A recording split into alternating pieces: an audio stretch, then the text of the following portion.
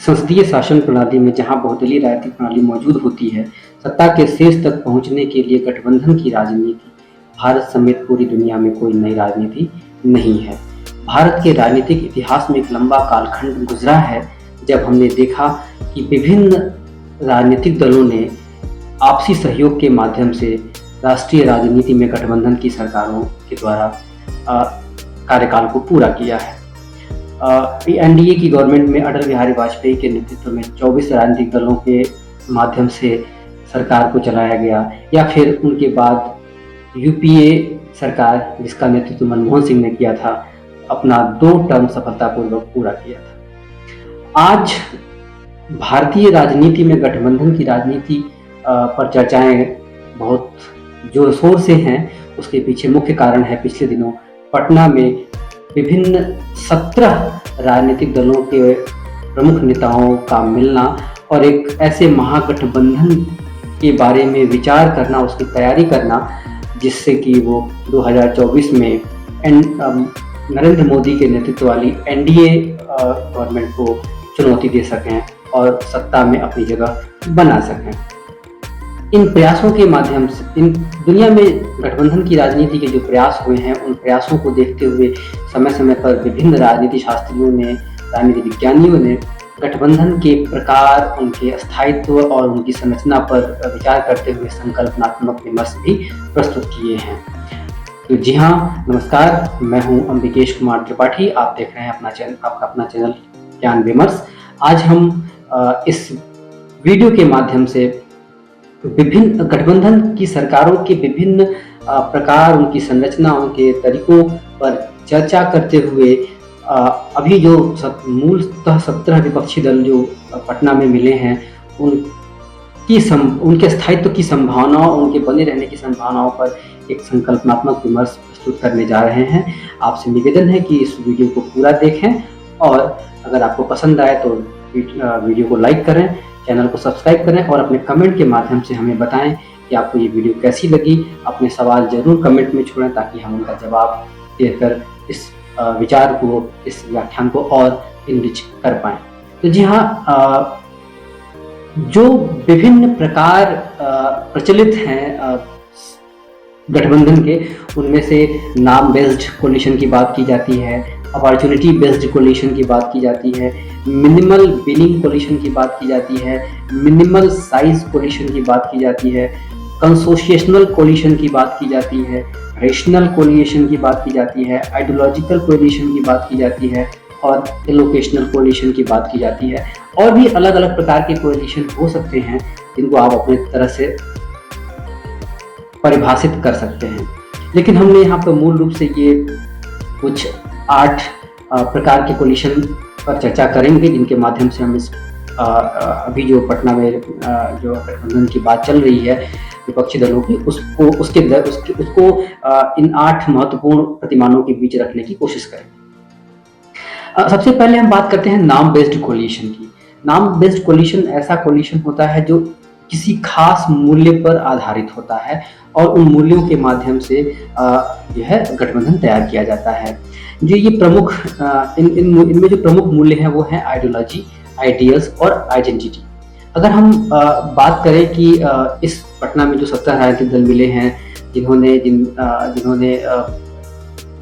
इस एक तरह गठबंधन को बनाने की बात की, क्या वो एक नाम बेस्ड कोलिशन है? नाम बेस्ड कोलिशन की खास बात ये होती है कि इसके अस्थायित्व की संभावनाएं ज्यादा होती हैं। तो अगर हम बात करें आइडियोलॉजी की, तो हम देखते हैं कि ये कोलिशन जो है, ये पास कोई विशिष्ट विचारधारा नहीं है, इनकी कोई विशिष्ट विचारकी नहीं है, क्योंकि इस कोलिशन में डिफरेंट आइडियोलॉजी के लोग मौजूद हैं। यहाँ पर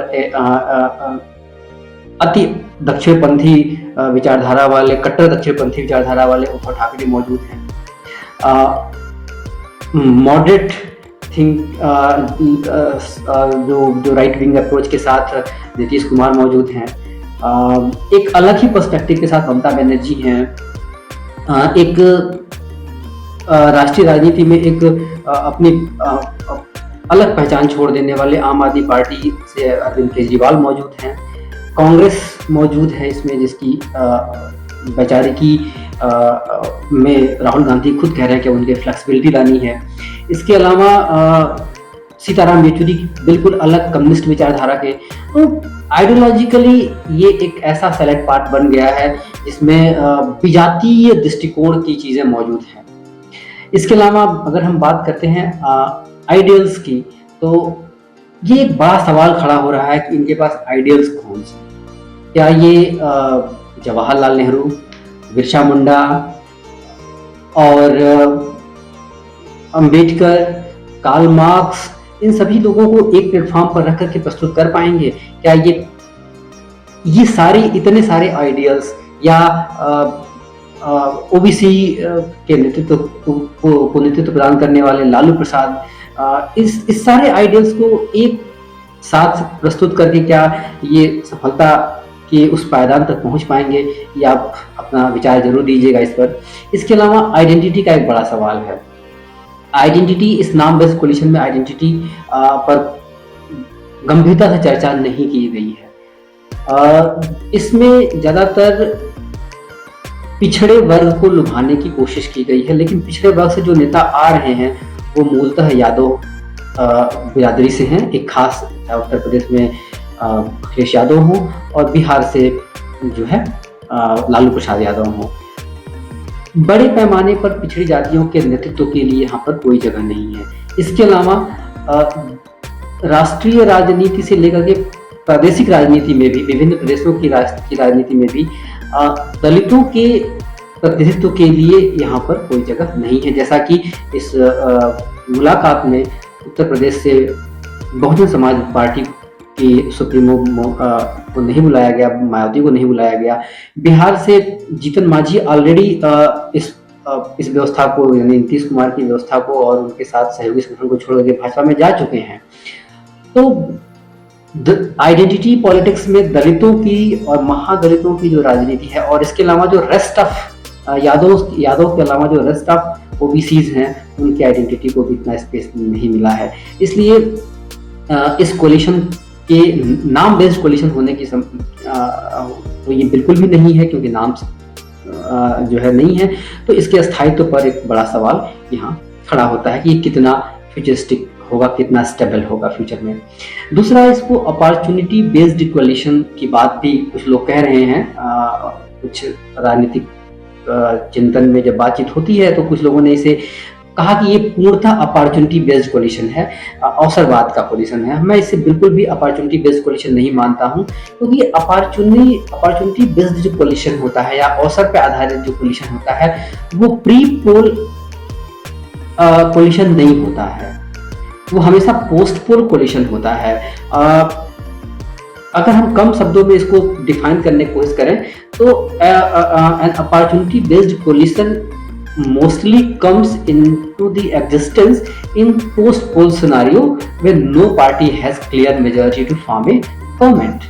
चुनाव के बाद जब किसी भी राजनीतिक दल को सरकार बनाने के लिए पूर्ण बहुमत नहीं प्राप्त होता है, तो ऐसे में अपॉर्चुनिटी आधारित, अवसर आधारित गठबंधन बनाए जाते हैं। तो ये गठबंधन क्योंकि चुनाव से पहले बनाया जा रहा है, इसलिए इसको अपॉर्चुनिटी बेस्ड कोलिशन कहना अभी थोड़ा जल्दीबाजी होगी।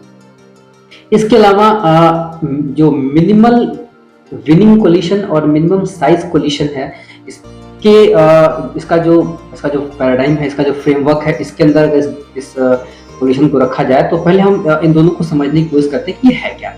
बेसिकली मिनिमल बिलिंग कोलिशन और मिनिमल साइज कोलिशन का जो कॉन्सेप्ट है वो गेम थियरी से निकल के आता है, जिसको एक अमेरिकन पॉलिटिकल साइंटिस्ट हैं जिन्होंने अपनी किताब the theory of political coalition में डेवलप किया, विलियम एच रिकर ने N person zero sum game के माध्यम से इस कोलिशन को समझाने की कोशिश किया। और उन्होंने बताया कि जो N person zero sum game है वो पहली बात तो एन जीरो सम गेम का मतलब कि खेल में 3 या 3 से अधिक प्रतिभागी शामिल हों, N person zero sum game. इसमें होता क्या है कि एक खिलाड़ी की जीत आवश्यक रूप से किसी एक खिलाड़ी का नुकसान होता है, अगर सभी का नहीं तो। और ज्यादातर बार ये समानांतर हितों की वजह से इस तरह के गठबंधन अस्तित्व में आते हैं, लेकिन बदलती हुई परिस्थितियों में हितों की समानताएं जो है तभी तक स्थापित रह पाती हैं जब तक कि वो सभी के हितों को एक साथ ले चलें। लेकिन हम देखते हैं कि भारत की राजनीति में लोकसभा के चुनाव और विधानसभा के चुनाव में जो जो वोटिंग बिहेवियर है वो बदल जाता है और उसके परिणाम बदल जाते हैं। इसीलिए जो n percent zero sum game है वो जो है गठबंधन में शामिल खिलाड़ियों के समान हितों की स्थितियों के आधार पर तय होते हैं। और इसमें क्या है कि मिनिमल विनिंग कोलिशन, न्यूनतम विजयी गठबंधन की जो बात है, तो ये है कि इसमें जो हारने वाला गठबंधन का जो हारने वाली स्थिति होती है, उस स्थिति के आने से पहले तक इस गठबंधन में भागीदार बने किसी भी खिलाड़ी को हटाया नहीं जाता है।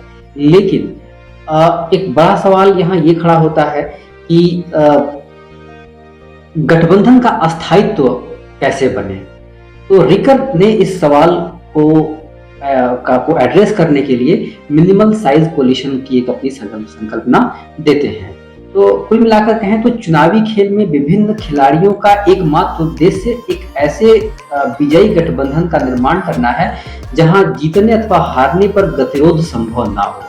यानी कि रिकर ये बताते हैं कि अगर संख्या ज्यादा होगी तो गतिरोध की संभावनाएं ज्यादा बनेंगी। तो यहाँ दो सवाल है जिन पर चर्चा करेंगे। एक की समान जो हित हैं या हितों की जो समानांतरवाद है या समता है वो अलग अलग चुनाव में कैसे बदल जाती है, और जो है इस ऐसी स्थितियां न पैदा हो इसलिए रिकर ने जो ये मॉडल डेवलप किया, दूसरा मॉडल की मिनिमम साइज कोलिशन की जो बात की वो क्या है। तो अब हम इसी संकल्पनात्मक समझ के अंतर्गत आने वाले इस गठबंधन की जिस पर अभी शिमला में चर्चा होना बाकी है, जिस पर कॉमन मिनिमम प्रोग्राम और उसका नाम दिया जाना बाकी है, उस पर चर्चा हम कर लेते हैं। तो पहले तो हम ये देखते हैं कि ये गठबंधन जो है n percent zero sum game में केवल लोकसभा में तो ये काम कर सकता है। लोकसभा चुनाव में ये हो सकता है कि अपने भाजपा के विरुद्ध अपने ऐसे प्रत्याशी खड़ा करें जिनको इस गठबंधन के सभी दलों का समर्थन प्राप्त हो। लेकिन इसका एक दूरगामी परिणाम ये भी होगा कि इससे भविष्य के प्रादेशिक चुनावों में उनके अपने वोट बैंक के सीमित हो जाने की संभावना भी जो है बढ़ेगी, क्योंकि वो लोकसभा में अपने सीधे प्रतिद्वंदी भारतीय जनता पार्टी के कैंडिडेट को हराने के लिए दूसरे राजनीतिक दलों का सहारा लेंगे, और उस राजनीतिक दल के सहारे की वजह से ये संभावनाएं अधिक होंगी कि वे राजनीतिक दल जिनका किसी खास प्रदेश में बिल्कुल पहुंच नहीं है लेकिन उनके नेता की पहचान है थोड़ी बहुत वहां पर, तो वो अपने फेवर में मतों के ध्रुवीकरण में सफल हो जाए और भविष्य में उस गठबंधन में शामिल किसी भी क्षेत्रीय दल के लिए एक प्रभावी विरुद्ध बन के खड़े हो सकते हैं। तो ये एक संभावना बनेगी इस तरह के गठबंधन में, जो चूंकि ये n परसेंट है, number of players, number of voting parties बहुत ज्यादा हैं, तो संसाधनों पर नियंत्रण करने के लिए अर्थात वोटों को ध्रुवीकृत करने के लिए इनका जो प्रयास होगा, यह प्रयास भविष्य में इनके प्रादेशिक चुनाव में इनको कितनी सफलता दे पाएगा, या प्रादेशिक चुनाव में क्या इनके लिए एक विरुद्ध खड़ा करने की स्थिति में पैदा हो पाएगा। क्योंकि चुनावी राजनीति में ये चीज है कि लगातार अपने लिए वोटों के ध्रुवीकरण का प्रयास सभी राजनीतिक दल करते रहते हैं। इसके अलावा जो है ये खेल के प्रत्येक जो प्रतिभागी हैं उनका वजन समान नहीं है। ये एक बहुत बड़ा सवाल है कि खेल में जो प्रतिभागी हैं उनका वजन समान नहीं है। ये लोकसभा चुनाव पर भी बात लागू होती है कि स्टालिन अपने प्रदेश में लोकसभा में उनकी पार्टी क्या परफॉर्म कर रही है, उद्धव ठाकरे की पार्टी अपने यहाँ क्या परफॉर्म कर रही है, या उनके यहाँ सीटें कितनी हैं। और इसके अलावा उत्तर प्रदेश जो जिसमें लोकसभा में सबसे ज्यादा सीट संख्या है, उसमें उसके जो नुमाइंदे, उत्तर प्रदेश से जो नुमाइंदा इस गठबंधन में शामिल हुए हैं वो अखिलेश यादव हैं। तो समाजवादी पार्टी की लोकसभा चुनाव में पिछले परफॉर्मेंस कैसे रहे हैं, तो उनका वजन कैसा है। इसके अलावा इस मीटिंग में महबूबा ने खुद कहा है कि हम एक छोटे से प्रदेश से आते हैं, हमारे पास क्या ही वजन है।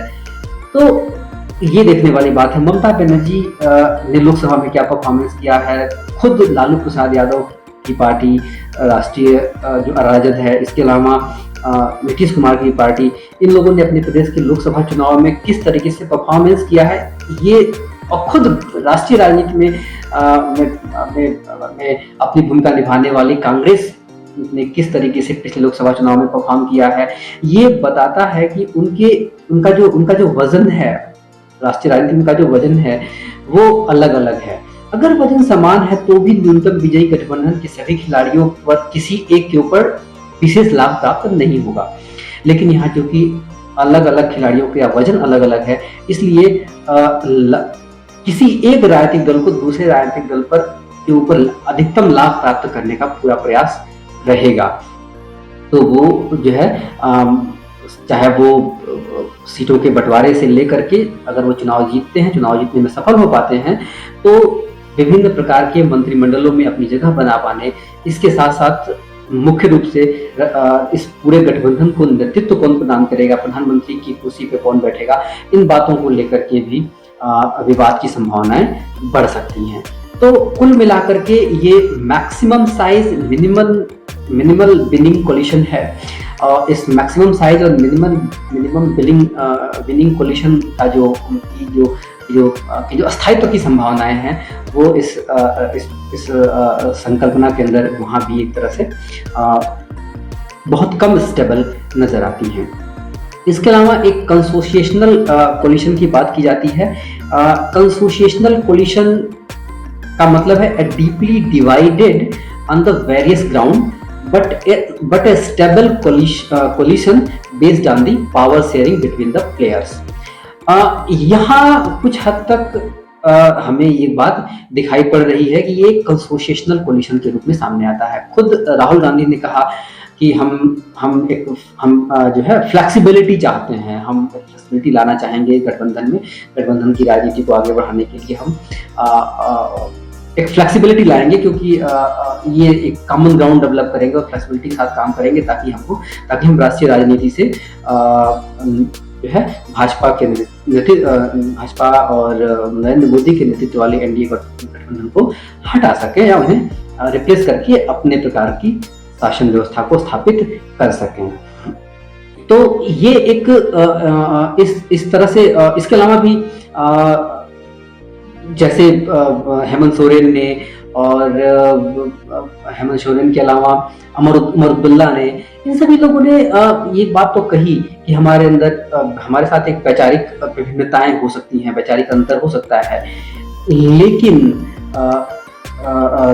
जो ममता बनर्जी ने कहा कि एक बात स्पष्ट है कि हमें साथ चलना है। लेकिन ये देखना होगा कि ये कंसोशिएशनल कोलिशन जो आइडियोलॉजिकल ग्राउंड पर इतना डीपली डिवाइडेड है, वो जो है वो केवल पावर शेयरिंग के माध्यम से कितना स्टेबल हो सकता है।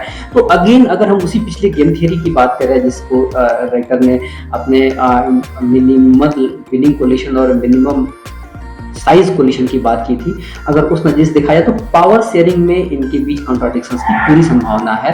क्योंकि before the winning the election ये बात सारे राजनीतिक दल स्वीकार करेंगे कि हमें साथ चलना है, हमें कॉमन ग्राउंड पर रहना है, despite of all the differences. लेकिन once they win the election, they are close to form a government, there where we will see there were a huge conflict between the different player who are in while they were go to the power share। तो ये एक है कि कंसोशिएशनल collision में भी जो है के टर्म्स में भी जो है इसकी स्टेबिलिटी को देखना अभी बाकी है। एक रेशनल कोलिशन भी होता है जिसको हम कह सकते हैं कि एक तरह से कोलिशनल रैशनैलिटी की जो बात है कि एक गठबंधन में एक युक्ति संगतता होनी चाहिए। तो उस युक्ति संगतता के लिए क्या है कि there will be need to the common certainty among the players. अब आप देखें कि जो सारे इस गठबंधन में जो प्लेयर्स या जो राजनीतिक दल शामिल हैं, उनके बीच जो कॉमनलिटीज हैं, जो समानताएं हैं, जो सर्टेनिटीज है, वो सिर्फ और सिर्फ नरेंद्र मोदी और भारतीय जनता पार्टी को हराना है। इनके पास राष्ट्रीय राजनीति को दशा देने की, राष्ट्रीय राजनीति को एक दिशा देने की, भारतीय की विदेश नीति को कैसे वो आगे बढ़ाएंगे, भारत की अर्थव्यवस्था को कैसे आगे बढ़ाएंगे, जो सामाजिक न्याय की राजनीति है जिस पर लोग बार बार इनका क्लेम है कि सामाजिक न्याय की राजनीति, अल्पसंख्यकों के साथ जो व्यवहार है उसमें भारतीय जनता पार्टी न्याय नहीं कर रही है। तो इन सारे चीजों को लेके इनके पास क्या फ्रेमवर्क है, इसकी क्या रूपरेखा है, ये अभी तक नहीं दे पाए हैं। तो गठबंधन की जो युक्त संगतता है वो अभी भी नेपथ्य में है। हालांकि इन लोगों ने कहा है कि अभी शिमला में चर्चा करेंगे जिस पर ये गठबंधन का नाम, कॉमन मिनिमम प्रोग्राम, कौन लीड करेगा, इनका प्राइम मिनिस्ट्रियल कैंडिडेट कौन होगा, ये इन सब पर इनकी चर्चा अभी होना बाकी है। लेकिन फिर भी प्राथमिक रूप से इस गठबंधन में, वैचारिक रूप से भी देखा जाए तो इस गठबंधन में युक्त संगतता का नितांत अभाव है। एक और प्रकार है जिसको हम आइडियोलॉजिकल कोलिशन कहते हैं, जिस पर हमने जो है नाम बेस्ड कोलिशन की जब बात की थी तो उसमें हमने एक नाम आइडियोलॉजी को रखा था। हम यह एक अलग से एक कैटेगरी के रूप में हम आइडियोलॉजिकल कोलिशन को अगर देखें तो एक ऐसा कोलिशन जहां पर विचारधाराओं के साथ जो है लोग एक साथ चले आते हैं। तो यहाँ पर हम जैसा पहले कहा था वो बातें यहाँ पर रिपीट हो रही हैं कि आइडियोलॉजिकल जो इनइक्वालिटी है, वैचारिक जो असमानताएं हैं जहां हम इस गठबंधन में मौजूद हैं, वो इस गठबंधन के लॉन्ग लास्टिंग होने और एक स्थायी राजनीतिक प्रशासन दे पाने में कितना सक्षम हो पाएंगी, ये थोड़ा सा जो है सशंका भरा हुआ है। क्योंकि अब तक हमने जिस प्रकार के गठबंधन हमने भारतीय राजनीति के इतिहास में देखे हैं, उनमें कांग्रेस और कम्युनिस्ट पार्टी का गठबंधन जो यूपीए सरकार में था, वहां भी एक प्रकार की खींचतान बनी रही थी। तो ये एक बड़ा मुद्दा है कि किस तरीके से यहाँ पे अति दक्षिणपंथी विचारधारा के साथ चलने वाले उद्धव ठाकरे हैं। हालांकि उन्होंने अपने वैचारिकता में जब से वो उस व्यवस्था से बाहर निकले हैं तो अति हिंदुत्व की राजनीति से वो जो है अपने आप को अलग करते हुए दिख रहे हैं। कांग्रेस जिस तरह से अपना ग्राउंड खो चुकी है राष्ट्रीय राजनीति में, तो अब वो फ्लेक्सिबिलिटी की बात कर रही है। ममता बनर्जी जिस तरीके से राष्ट्रीय राजनीति में राष्ट्रीय फलक पर अपनी जगह बनाना चाहती हैं, उनके जो एस्पिरेशंस हैं वो बता रहे हैं कि किस तरीके से वो कुछ जल्दीबाजी में है और बहुत सारी जो वैचारिक जो अंतर है, खुद जहां से वो जिस राजनीतिक पार्टी से वो जो है को हरा करके बंगाल में सरकार को बनाया है, उसी राजनीतिक पार्टी के साथ वो समझौता करने आ रही हैं। कश्मीर में देखिए कि उमर अब्दुल्ला और महबूबा मुफ्ती एक दूसरे के समानांतर खड़े हुए, दूसरे के विरुद्ध खड़े होकर के चुनाव लड़ते थे, वो इस संगठन में, इस गठबंधन में साथ आ रहे हैं। तो देखा जाए तो जो आइडियोलॉजिकल डिफरेंसेज हैं, आप इस पूरे गठबंधन की को स्वरूप देने में नीतीश कुमार का जो प्रयास है, इस गठबंधन को बनाने में जो लालू प्रसाद जी का प्रयास है, ये लोग भी बार बार वैचारिक रूप से एक दूसरे से कभी साथ कभी अलग होते रहे हैं। इनका जो है हनीमून और इनका डिवोर्स होता रहता है। तो इस तरीके से जो वैचारिक अंतर है, जो वैचारिक विभिन्नताएं हैं, वो एक बड़ा सवाल खड़ा कर पाएंगे। सामाजिक न्याय के प्रश्न पर ये दोनों राजनीतिक दल, चाहे वो नीतीश कुमार जी हों या लालू प्रसाद यादव की राजनीतिक दल हो, या उत्तर प्रदेश से में अखिलेश यादव जी हों, ये लोगों ने सामाजिक न्याय की राजनीति में मूलतः ओबीसी के एक जाति वर्ग विशेष पर ज्यादा फोकस किया है। तो इनको ये सवाल एड्रेस करने पड़ेंगे। तो चाहे वो सामाजिक न्याय की वैचारिकी हो, चाहे वो उनके राजनीतिक दल की जो मुख्य वैचारिकी है, जिसे हम कोर आइडियोलॉजी कहते हैं, उन सब के साथ ये समझौता करके एक कोलिशन बना रहे हैं। जिसके पीछे एक ही रैशनैलिटी काम कर रही है, जो बिल्कुल जो राष्ट्रीय राजनीति बिल्कुल इरेशनल जो है पॉलिटिशियन हो सकती है, जो इरेशनैलिटी है, बल्कि एक कह सकते हैं कि किसी एक राजनीतिक दल के खिलाफ खड़ा हो, उसे हटाना ही इनका एकमात्र जो है प्रयास है।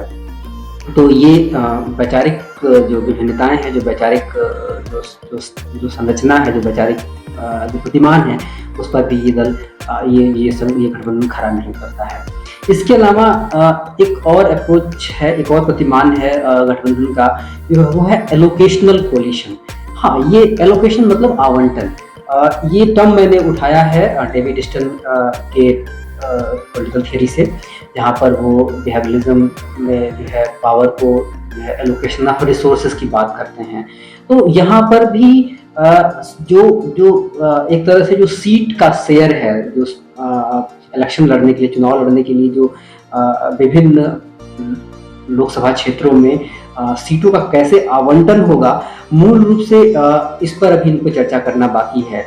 और वहाँ पर ये बड़ा घमासान देखने को मिलेगा कि वो क्या पिछले 2019 के लोकसभा चुनाव को ये आधार बनाते हैं। अगर ये लोकसभा चुनाव को आधार बनाते हैं तो सीटों के आवंटन को लेकर के भी एक बड़ी समस्या इस गठबंधन के सामने आने वाली है कि वो क्या ये गठबंधन 2024 के चुनाव तक अपने आप को वहाँ रख पाएगा। इसके अलावा अगर दूसरे और जो आधार हैं कि अगर ये जातीय संरचना के समीकरण को या समाज की समझ के साथ उस समीकरण को साधने की कोशिश करते हैं, तो ये कोई नई बात नहीं है। भारत के सभी राजनीतिक दल सामाजिक संरचना को पहचान करके, सामाजिक जो सोशल फैब्रिक है उसको पहचान करके अपने कैंडिडेट्स जो है चुनाव में उतारते हैं। तो जो एलोकेशन ऑफ सीट्स होगा, उसके आधार पर ये कोलिशन कितना सफल हो पाएगा, ये भी अभी देखना बाकी है। तो कुल मिलाकर के ये जो मूल जो नाम्स हैं, ये जो मूल जो पैराडाइम्स हैं, जो जिनके माध्यम से हमने ये जो पटना में इनकी मुलाकात हुई है, इस मुलाकात के माध्यम से 17 दलों में जो अपनी विचारधारा, अपनी वैचारिकी को ऊपर रख के एक उद्देश्य के साथ, एक एम के साथ कि भाजपा हटाओ, नरेंद्र मोदी को हटाओ की राजनीति के साथ आ रहे हैं। ये गठबंधन राष्ट्रीय आम चुनाव के आने तक क्या ये स्वरूप ले पाएगा, क्या ये बना रह पाएगा, ये आप अपने इस पर सुझाव, अपनी टिप्पणी जरूर दीजिएगा। इसके अलावा ये शिमला में जब मिलेंगे तो वहाँ पर इनकी रणनीति क्या होगी, ये किस तरीके से क्या ये सीटों के बंटवारे से लेकर के डिफरेंट स्टेट्स में डिफरेंट जो सोशल फैब्रिक है, जो सोशल स्ट्रक्चर है, उसको मीट कर पाने, उसको रीड आउट कर पाने में कितना सफल हो पाएंगे, इस पर आप अपनी टिप्पणी जरूर दीजिएगा। आपकी टिप्पणियों का हमें इंतज़ार रहेगा।